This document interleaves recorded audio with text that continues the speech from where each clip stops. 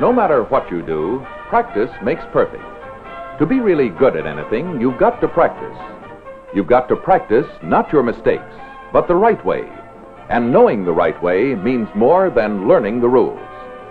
The experts are those who began by learning the rules and followed through with never-ending practice. You can do the same thing once you learn how the experts put rules into practice. In this respect, driving a golf ball is no different from driving an automobile. For the right way to drive a car can also be learned by practice. For example, there's a right way to apply your brakes going down a long, steep hill. Keep your left foot off the clutch pedal and use your brakes like this, so they won't get too hot and fail. And on steep hills, it's a good practice to shift to a lower gear. This saves your brakes by making your engine hold back harder. So there are two things you can practice to become a better driver. Fan your brakes and shift to a lower gear when necessary to make downhill driving simpler and safer. You can practice good driving uphill, too. Take this situation, for instance. That arm signal means, danger, stay back. So take his word for it and stay back. Now he's signaling all clear. But see for yourself that the road is clear before you pull out into the left lane. As soon as you pass him, get back in your own lane. For keeping on the right side of the road, especially in hilly country, is plain common sense. It's common sense because danger you can't see may be rushing toward you just around the next curve. Whenever you can't see the way ahead, hold your speed down. Make it a practice to anticipate trouble by slowing down when you can't see. For unless you can see, you can't assume the way ahead is clear.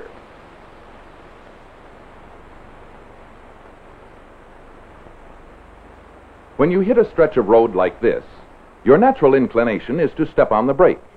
But bouncing wheels don't have much traction, and that might throw the car to one side. So slow down gradually while you keep a good firm grip on the steering wheel. When your wheels get into ruts made by other cars, slow way down. Then pull up out of the ruts with a tight grip on the steering wheel to keep it from twisting out of your hands. It's always good practice to drive slowly on bad roads. Good for your car and for yourself, because it's safe. Rain, snow, or sleet also call for a light foot on the accelerator.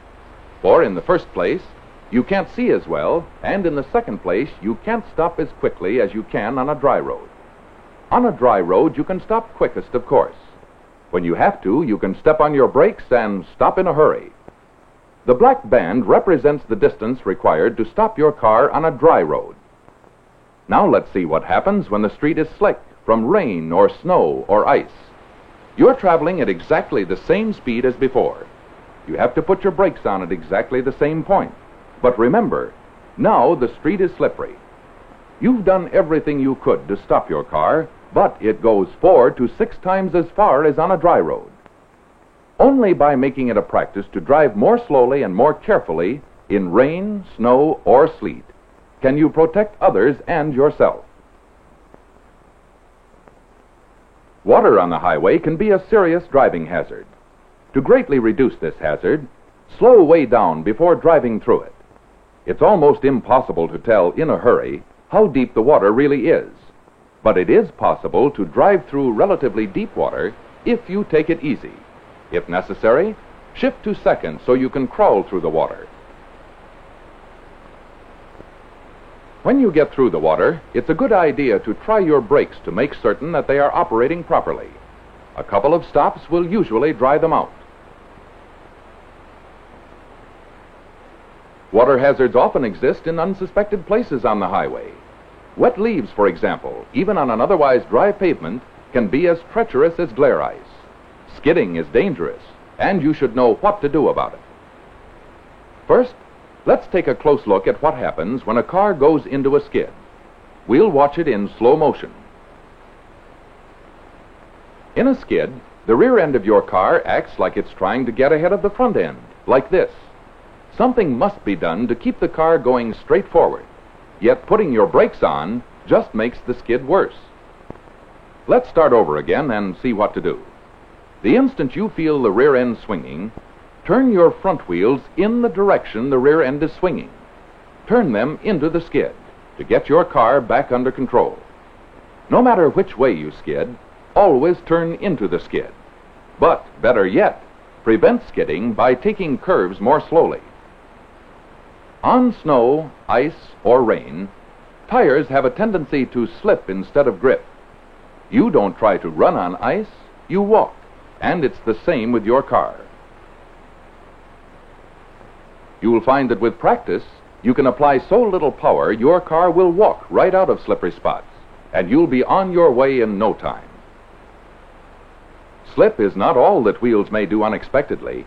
Even today's wonderfully sturdy tires are sometimes punctured, or occasionally, without warning, blow out. When a tire does blow, keep your foot off the brakes. The first thing to do is to keep the car under control by gripping the steering wheel firmly. Take your foot off the gas, and then apply the brakes gradually to bring the car to a stop. You can tell by the direction of the sound if it's a front or rear blowout, and this is important in determining how to control it. If it's a front wheel, the car will tend to swerve to the side of the blowout, so you must hold the steering wheel firmly against it. Get your car fully under control before trying to stop, and don't worry about the tire at this time. If it's a rear tire, the rear end of the car may tend to sway from side to side. The main thing to remember is to keep your car moving straight forward. Regain control first, then slow down and stop.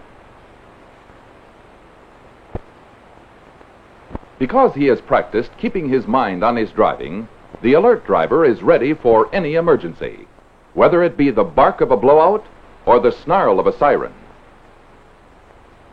If you hear a siren, pull over to the curb without crossing an intersection and stop.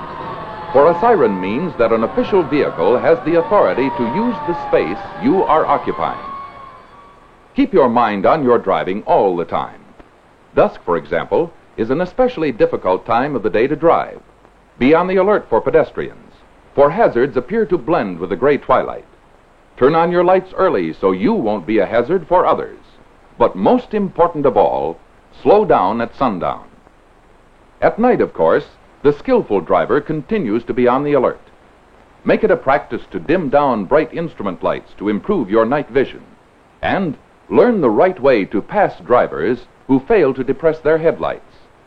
Signal the other driver with a quick flick of your headlights by pressing the foot switch a couple of times.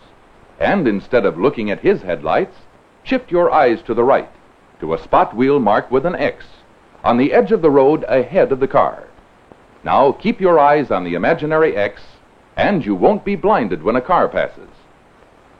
For your own safety, don't leave your own lights on the driving beam, even though the approaching car does. Switch your lights to the passing beam and cut your speed. Shift your eyes to the edge of the road.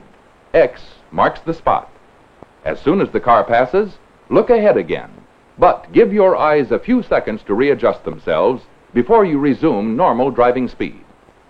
It really pays to drive carefully at night, in the city or the country. And remember, always use your passing beam when a car is coming toward you. Here's why. Your headlamps are designed to light the road far ahead of you with the high beam.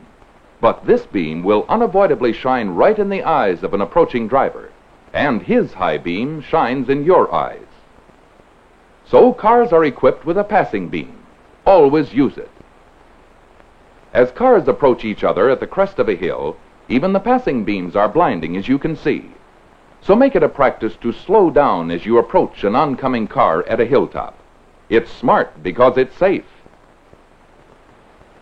In fact, every practice of good driving is smart because it's safe. And all it takes to be a good driver is practice the right way.